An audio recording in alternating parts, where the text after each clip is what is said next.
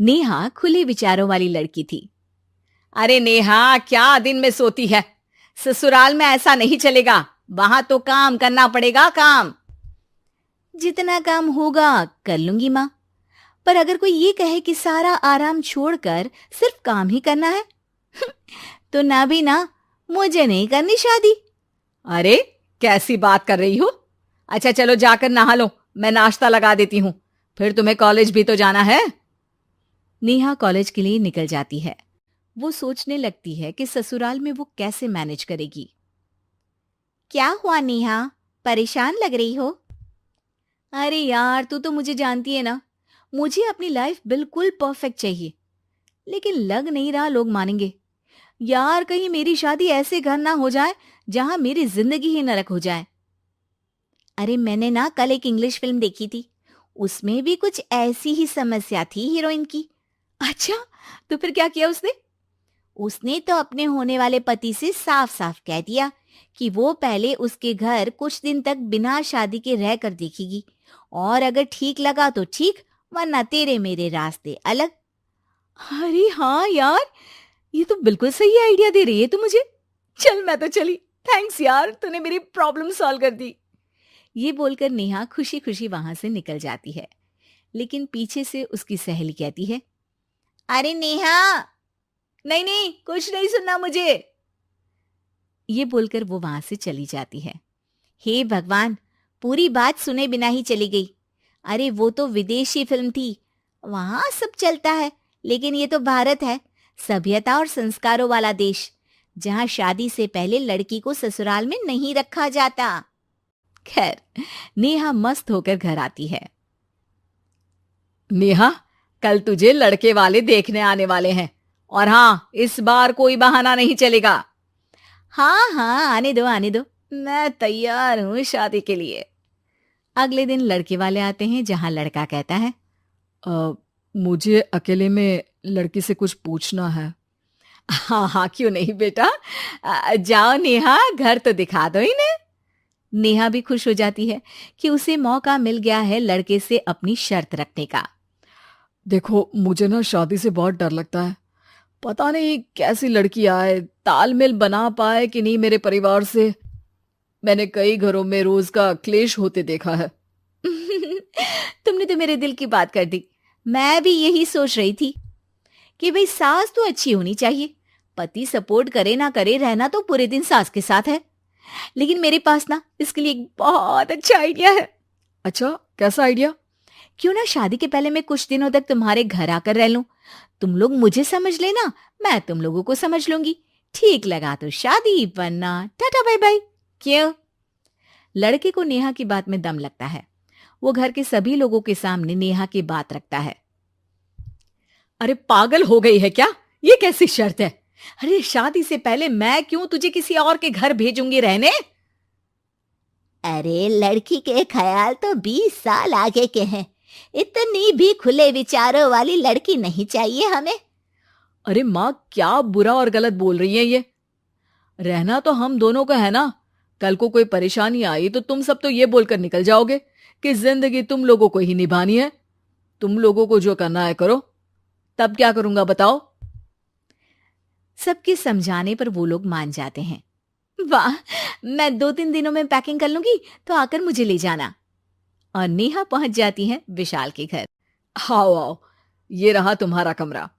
इस घर में तुम एज अ गेस्ट रहो, लेकिन माँ तुम्हें बहू की तरह ही ट्रीट करेंगी, और तुम भी उन्हें सास की तरह ही रखना। बस फिर क्या था, शुरू हो जाता है लिव इन सास बहू का ड्रामा। अरे चाय तो बना दे बहू। जी सासू माँ, अभी लाई।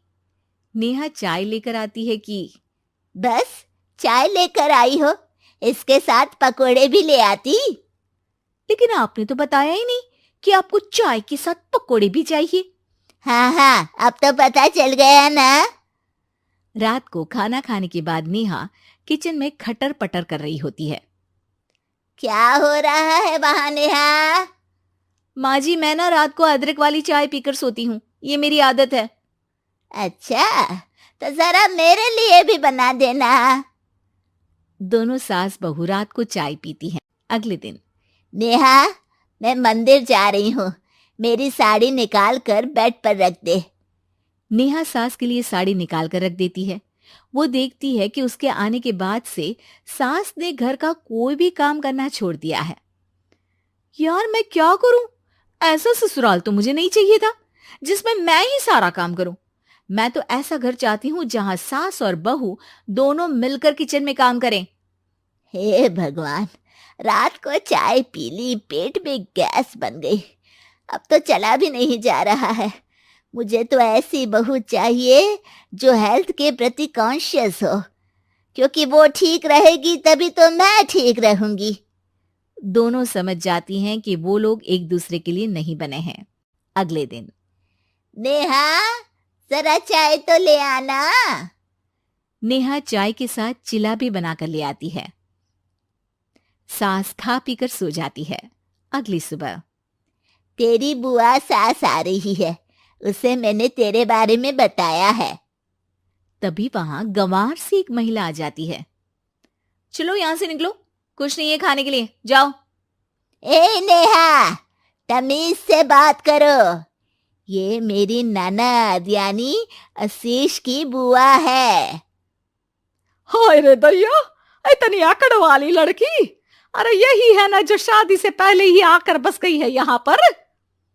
बस नहीं गई हूं, बसना है या नहीं ये डिसाइड करने आई थी, लेकिन इन लोगों के रिश्तेदार इतने गंवार हैं तो मैं तो ना कर रही इस घर में शादी। और भाभी, और क्या कमी थी हमारे आशीष में जो आपने ऐसी लड़की की शर्तों को मान लिया? अरे वो तो आशीष के कहने पर मैं झुक गई, वरना ऐसी लड़की को तो मैं घर में घुसने भी ना दूं।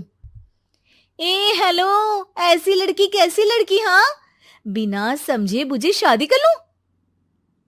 अब तो समझ गई ना कि हम लोग गांव के हैं।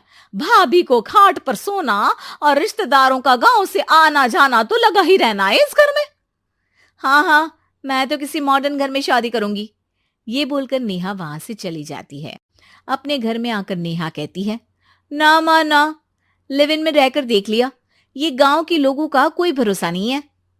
खैर, नेहा की शादी एक मॉडर्न घर में हो जाती है जहां सास कहती हैं, हे नेहा, मैं टेनिस खेलने जा रही हूं, आओ तो जूस बनाकर रखना, और हाँ, वॉलनट्स और ओट्स भी बना लेना। जी माँ। माँ मॉम बोलो डार्लिंग, माँ इज ओल्ड फैशन। बेचारी नेहा सर पर हाथ रख लेती है। हे भगवान, ये सास तो सास ही होती है, गांव की हो या शहर की।